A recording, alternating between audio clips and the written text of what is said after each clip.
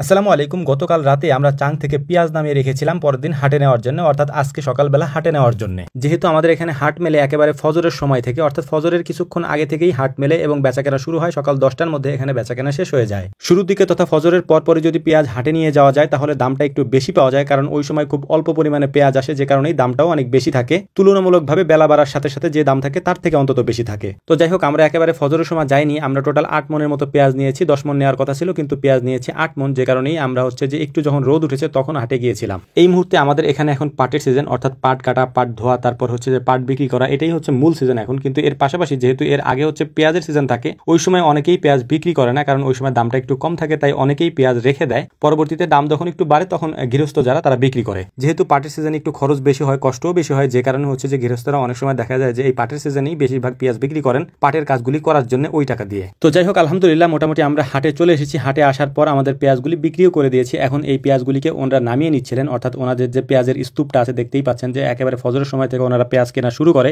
এবং পেঁয়াজ কিনতে কিনতে একেবারে স্তূপ বানিয়ে ফেলে, এবং 10টা থেকে 11টার মধ্যে ওনাদের ট্রাক আসে এবং এই ট্রাকে করে দেশের বিভিন্ন স্থানে বা বিভিন্ন আড়তে এই পেঁয়াজগুলি চলে যায়। একে একে বস্তাগুলিকে খুলে ওনারা পেঁয়াজগুলিকে নামিয়ে রাখছিলেন, আর আমরা বস্তাগুলিকে গুনে গুনে গুছিয়ে রাখছিলাম। সকাল সকাল আমাদের আশেপাশে যাদেরকে দেখতে পাচ্ছেন এরা সবাই আসলে আমাদের গ্রামেরই বা আশেপাশের গ্রামের, কারণ সকালবেলা পেঁয়াজের হাট যেহেতু হয় এই জন্য সবাই সকালবেলাই আসে হাটে। তো যাই হোক, আলহামদুলিল্লাহ মোটামুটি আমাদের পেঁয়াজ বিক্রি করার কাজ শেষ। এখন আমরা আমাদের টাকাটা বুঝে নিচ্ছিলাম, অর্থাৎ যে কয় টাকা পেঁয়াজ বিক্রি করেছি সেটা আমরা বুঝে নিচ্ছিলাম আড়তদারের কাছ থেকে, এবং আমরা এটা নিয়ে এখন চলে যাব আমাদের বাকি কাজগুলি করার জন্য। আমাদের কিছু ধানের চারা দেখতে হবে, যেহেতু আমাদের ধানের জমিগুলি আমরা তৈরি করতেছি এবং এখানে ধান চাষ করতে হবে। আমরা যে চারা দিয়েছি এই চারাতে আমাদের হবে না, যে কারণে বাড়তি চারা আমাদেরকে কিনতে হবে, তাই ওইটা আমরা দেখে নিচ্ছিলাম এখান থেকে সুন্দর করে। তো যাই হোক, আলহামদুলিল্লাহ চারাগুলি দেখলাম, আমাদের পছন্দ হয়েছে, তবে আমাদের আজকে লাগবে না, তাই ওনাদেরকে বলে গেলাম যে পরবর্তীতে যখন আমাদের লাগবে তখন আমরা আপনাদের সাথে যোগাযোগ করে চারাগুলি নিয়ে যাবো ইনশাআল্লাহ। তো এখন আমাদেরকে গুরুত্বপূর্ণ একটা কাজ করতে হবে, এইটা যে আমাদের কিছু কর্পূর সংগ্রহ করতে হবে। অনেকেই আমাদের কাছে জিজ্ঞেস করেন যে ভাই কর্পূর কি? এইটা আমাদের হাতে যেটা দেখতে পাচ্ছেন এইটাই মূলত কর্পূর। এটা আপনি যে কোনো মুদি দোকান, অর্থাৎ পুরাতন আমলের যে মুদি দোকানগুলি থাকে